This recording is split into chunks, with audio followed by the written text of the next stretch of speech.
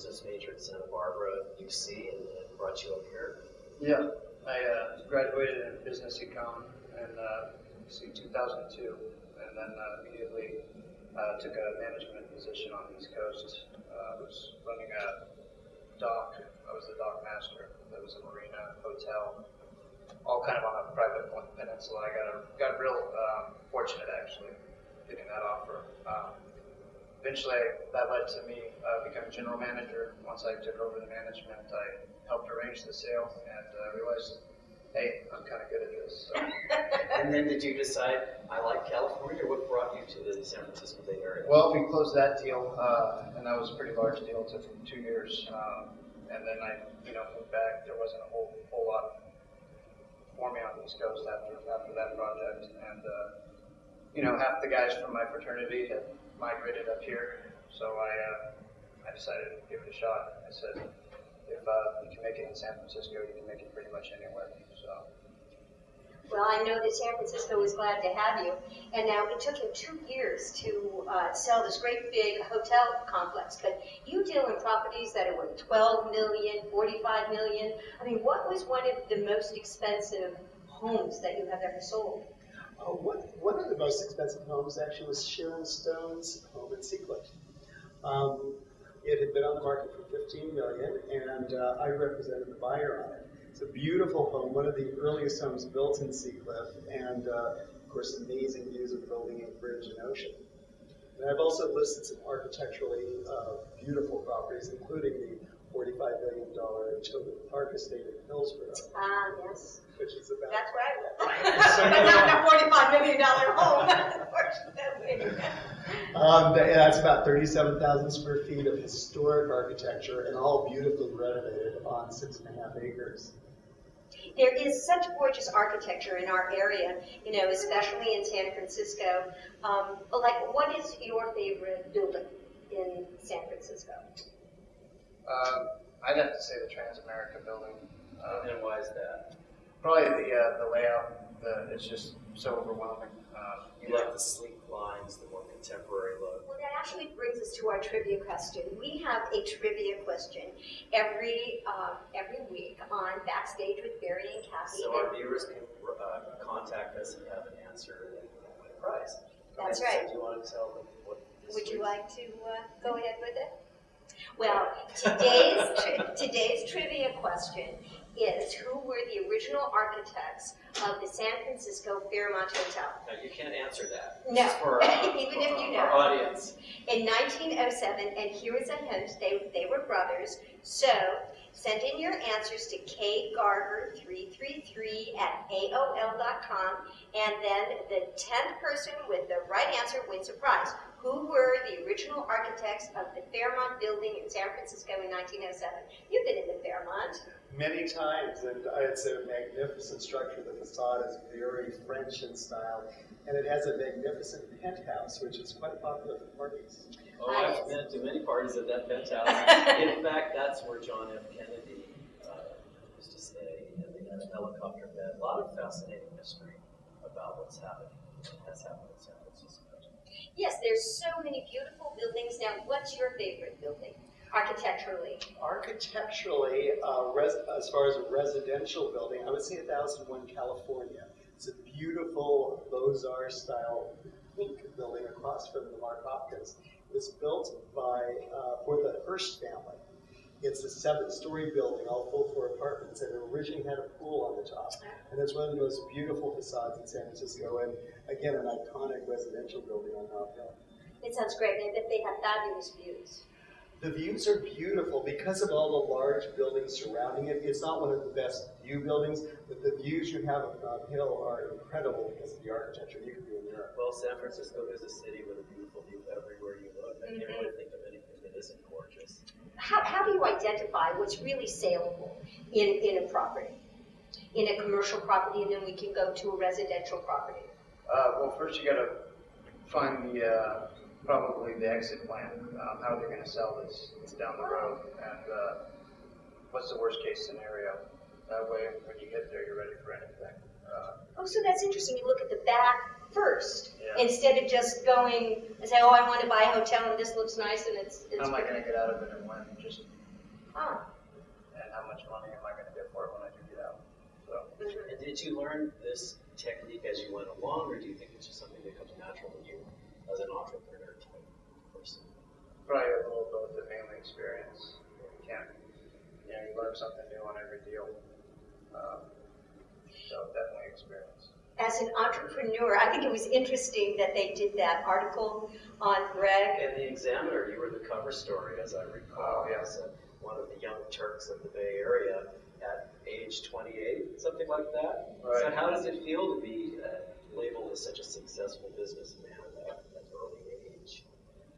Like I said, it's it's like a dream, and I'm very fortunate to be here. And it's taken a lot of hard work. So hopefully, I'll be able to keep it up, whatever it takes.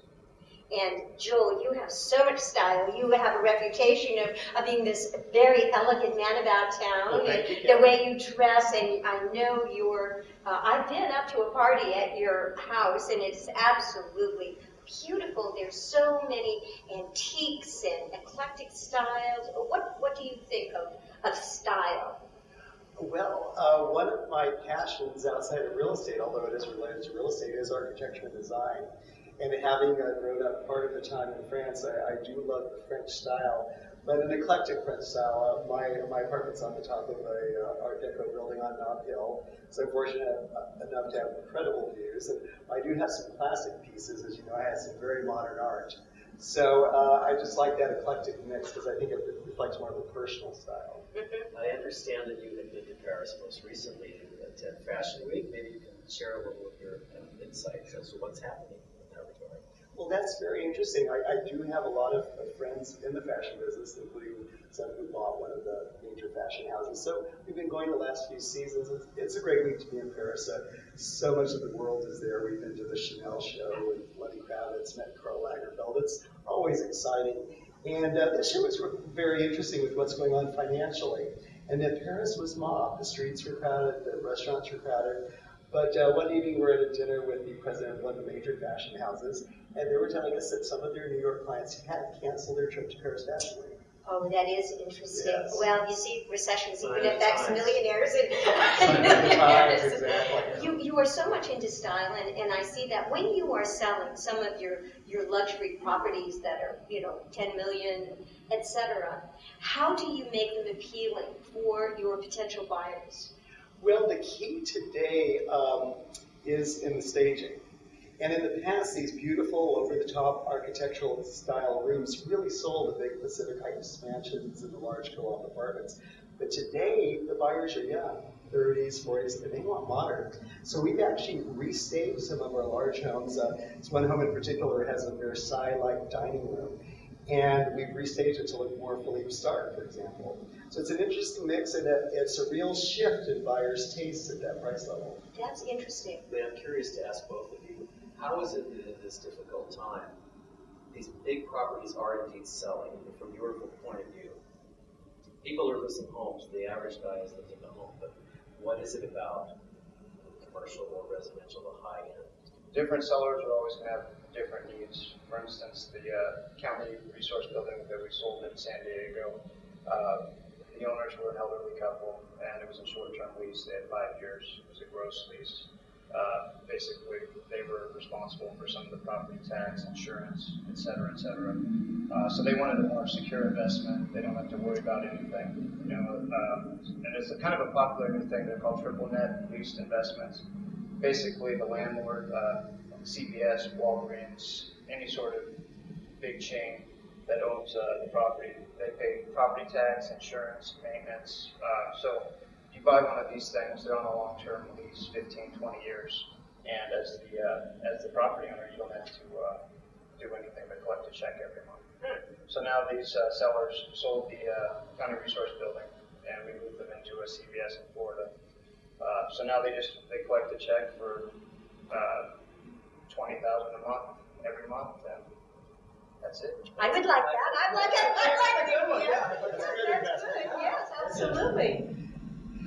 As far as the residential market, in the higher end, where a lot of our buyers over 5 or 10 million will pay cash, but in all price ranges, when a buyer needs a loan, we have developed close relationships with the major residential lenders in the city. And what we're finding is that right now the major lenders are pulling back for now. They'll get back into the market, but for now they're pulling back. So it really leaves the niche lenders, such as in the luxury market, you have First Republic Bank right now, who's the strongest lender.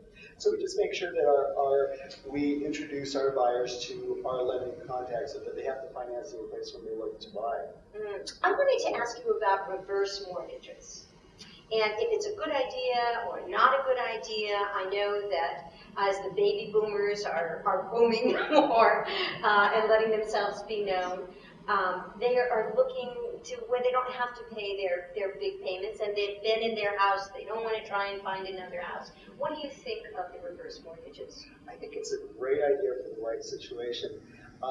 Baby boomers are living longer and staying healthier longer. So as they stay healthier longer, they can stay in their homes longer. So to best accomplish that, by being able to take equity out of the house without having monthly payments, but instead of income, it's really a great instrument for the right situation. And what about the elderly? How, because there are many people who have that discretionary income later on in life, and would that have an effect? What would be your view on the elderly? Well, there's a very interesting demographic trend in that older people and retirees are retiring back into the city. And that's a huge demographic trend. That's one of the several that will benefit San Francisco over the next 10 to 20 years. And there's this new thing called a Rex agreement. Have you heard of this Rex agreement? I have not heard you, Greg. Not familiar with it. I believe it's just been instituted about a year ago and by a company that originated it in the Bay Area, and they will become partners with you almost in the house and lend you, let's say, $150,000 that you don't have to pay anything on that or repay it to them until you sell the house. Then when you sell the house, they get the $150,000 plus a percentage of the equity in the house. However much the house has gone up, they get a percentage and plus their $150,000 back. So it's kind of nice in a way that you can get these funds in if you need them for, it doesn't matter for what reason, and you don't have that added payment until you sell the house. Especially right now when cash and lending is so tough. I think that's up to the mayor's office of housing. Well, it could be, and there's another private, a private company that is doing it. Yes, I have heard about those, just didn't know that under the Rex agreement. One of the things that I've read and heard about those agreements is that there are clauses that when you go to sell, they have options to get more percentage if they don't feel that you've properly maintained the home. So you have to be really careful in entering into those kind of agreements, that you read all the fine print and probably have an attorney review it for you and determine whether that's better for you or a reverse mortgage is better for you. Yes, because I guess there are fees that are associated with both of them. Exactly. And sometimes the fees, I think on the reverse mortgages can be, kind of hefty, so you have to examine that. Exactly, and you should work with your accountant and or attorney to determine what the best option is. And then your realtor can also advise you as to the value of the houses and potential, trends in the future as to value. Mm-hmm. I have a question for both of you. Being in the real estate profession is a very active, busy lifestyle. Could you each give us an idea of what a typical day would be from morning to night? Usually the phone wakes me up about half an hour before my alarm clock. And then from there, it's just trying to stay up with everything. I've got a checklist of stuff I go through, phone calls, meetings.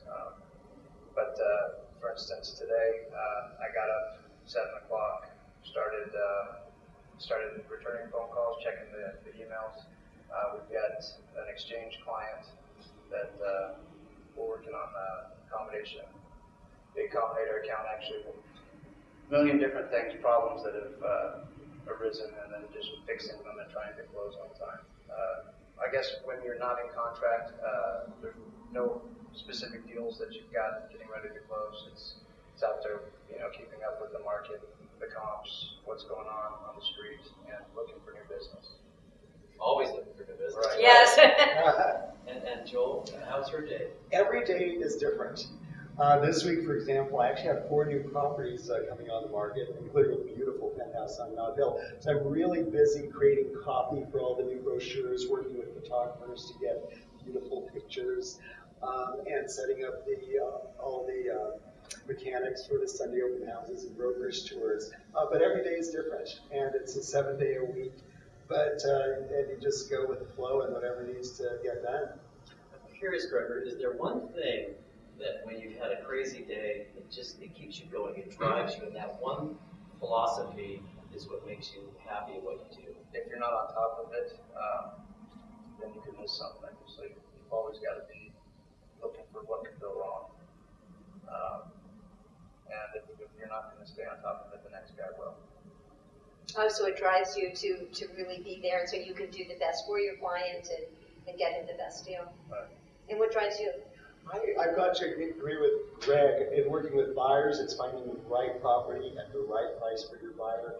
If there's a property they like, but you feel may have some drop in the facts, pointing that out to them, and then they can still go ahead and buy it, but they will have made an informed decision. In working with sellers, it's making sure that their property is marketed and presented correctly to the marketplace, getting top dollar for the sellers. Some of the joys I get in my business is working with these amazingly beautiful architectural properties that are just a pleasure to be in and to show. And then I've met some amazing people in my business, and it's quite frankly totally transformed my lifestyle. That's great. If people wanted to get in touch with you, do you each have a website? Absolutely. Mine is www.joelgoodrich.com. And Gregory, what's your website? GregoryGarver.com. Pretty easy to remember. Putting together all these deals, I know that so many times things just go awry and they don't all come together. Do you have one particularly thing that stands out in your mind about a property that just kind of fell apart or surprisingly came together when you didn't expect it to come together? I guess the Virginia deal is a good example. We probably a dozen times thought it was going to fall apart. So we always, every other week it was, this deal's not going to go, this deal's not going to go. But where there's a will, there's a way. So you just got to find a way around it and make it work. There's 100 things that went potentially wrong, but we fixed them all. They were the income wasn't there to support the building. Of course, I had experience with the management, so that helped quite a bit. But we mainly were working with the city, and we got the development passed on the deal. But as you know, development is it's a completely different animal. But once we got all the permits, everything taken care of, they're building 300, 400 condos there right now. You just have that feeling that this will work, maybe not today, but hopefully the next day. Yeah. What about you, Joel? Well, I've had a lot of interesting deal situations. One particular deal, we were selling a large co-op apartment, and after we got the first offer, we had a second and a third offer come in, and each time the buyers kept outbidding themselves. So we wound up selling the property to the highest bidder. Then one of the other buyers came back a month later and paid a much higher price for it. And bought it from the one that From got the it? winning bidder. Oh, you're kidding! Yeah, so it's They always really wanted that property, I guess. It was a beautiful property, and yes, they did want it. So it's always something new in residential real estate. There's only so much space, for instance, in San Francisco, and it just seems it's constantly becoming more and more concentrated with people. Do you foresee a continuation of that, or will there be a point where it'll just sort of drift off? What made me think of it is there's a high-rise right next to the Bay Bridge, which amazes me that something would be positioned as such, but it represents millions of dollars in revenue.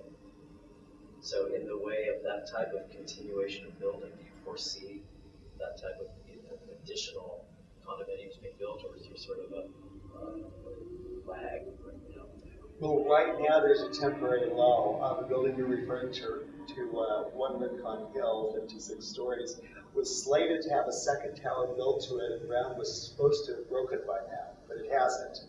There are also 3 other towers right around it on the surrounding blocks that have stalled for now, anywhere from 40 to 50 stories each. So there's a temporary lull, but it's all going to come back because in 2010, the Trans-Bay Terminal is slated to begin construction. That's a 1,200 story tower projected to be 80 to 100, 1,200 foot tower projected to be 80 to 100 stories of office space. And with all the mega trends being very bullish for cities, including San Francisco, such as the environment, everyone wants to live as green as they can, and high-rise living is one of the greenest forms of living. Everyone wants to be close to their work. So once this million square feet plus of office space comes online, then all these people will want to live nearby. So what do each of you attribute to your success, or why do you think that you have been successful in this very, very difficult market, competitive market? I was lucky in the sense that from the deal I closed on the East Coast, I had a little bit of a cushion to kind of work off of. It takes 6 to 18 months to really penetrate a market, especially one like San Francisco. And that's part of the reason I'm doing so well now. All that 18 months, 2 years of cold calling, getting out there, meeting every hotel owner in the city, meeting all the prominent commercial owners, et cetera, is paying its residual effects now. So basically, tenacity. Just got to keep working. Can't give up. Can't be beat down. Perseverance. Perseverance. Yes. Okay. Good. I can see that determination in your eyes, Greg. I totally agree with Greg. There's a saying that show business is 90% perspiration and 10% inspiration. So it's a lot of hard work, but the one key factor for me was having a plan. When I first started real estate, my manager said, Joel, you should do a business plan. So the first year, my business plan was 2 pages long. As the years went by, it grew, and my business grew correspondingly. Now it's 35 pages long. So I totally believe in having a business plan and continuing to grow it, especially as the market evolves. It's so important to adapt to the new market. So having a plan was my key factor. So have a plan and be tenacious, and perhaps other people can then come up to And what about success. the stroke of luck? Do you think there's a little bit of fate thrown in there as well, or through meeting people? What are your thoughts on this? I believe you totally make your own luck. One of the key components of my business plan, other than advertising both in print, online, direct market, mail marketing, is networking. So I'm out socially 6 nights a week. I'm meeting people every day. And I sincerely enjoy doing it, and would be doing it even if I were in a different field. But the fact of the matter is, real estate is a lifestyle. And part of that lifestyle is networking. And I'm doing it 6 nights a week and every day of the week. And Gregory, do you also feel that you create your own opportunities and it's up to you, or is there any chance that comes into that? Yeah, you always have to be looking, and when an opportunity presents itself, take advantage. I think just one more question. Certainly the real estate market goes up, it goes down, but everybody needs a place to live, and people need good things to invest in. Right. So what do you think of today, where the market is going? I have a lot of faith in the market personally. I think it's got to come back. And besides here in the U.S., San Francisco especially, I mean, there's only so much land. We've been through a series of peaks. We're in the valley right now, but it's going to come back. Just we got to invest in the right stuff. I mean, I'm buying a condo right now, just getting ready to go into contract here in the city. So, I mean, I think that shows I wouldn't be buying if I didn't think the market was coming back. I'm very bullish. A man behind his word that actually proves it. Okay. Joel? Again, I totally agree with Greg. San Francisco has one of the strongest economic fundamentals of any city in the country. Between the fact, again, that older people retiring in the cities, the wave of the future, the environment is high-rise city living. A lot of high-tech companies putting their jobs into the city. The fact that once mainland China opens up their currency controls, we may very well become their gateway city, just like New York is for Europe. There are a lot of mega trends that I think are going to be very bullish for San Francisco. So I think we're going to be in for a period of slight softness and as the market settles down over the 6 months to a year. But assuming that historical economic patterns repeat themselves, San Francisco is well positioned to have a very strong upturn over the next 3 to 10 years. Excellent. Well, that's good news. Joe, thank you so Thank you, much Kathy. for joining Thank you, us. Joel. Gregory, thank you for Thank you being so much. backstage with Barry and Kathy. Thank you Our all for joining us. And join us again next time. We have a new feature on Backstage with Barry and Kathy, and that's about pet peeves. Kathy, do you have a pet peeve? I sure do. It's with people who tailgate me. I'm always going, and then they back off. My pet peeve is I'm out there driving, making lane changes, and nobody makes a signal. They don't signal. I know it, but we'd like to hear what your pet peeve is. So send it in to us at, kgarver333@aol.com. and we'll read it. So if you'd like more information on Backstage with Barry and Kathy, Just go to www.kathygarver.com/backstage.htm see you next week. for another colorful journey to meet interesting people Go to fascinating places. and see unique events. Bye for now.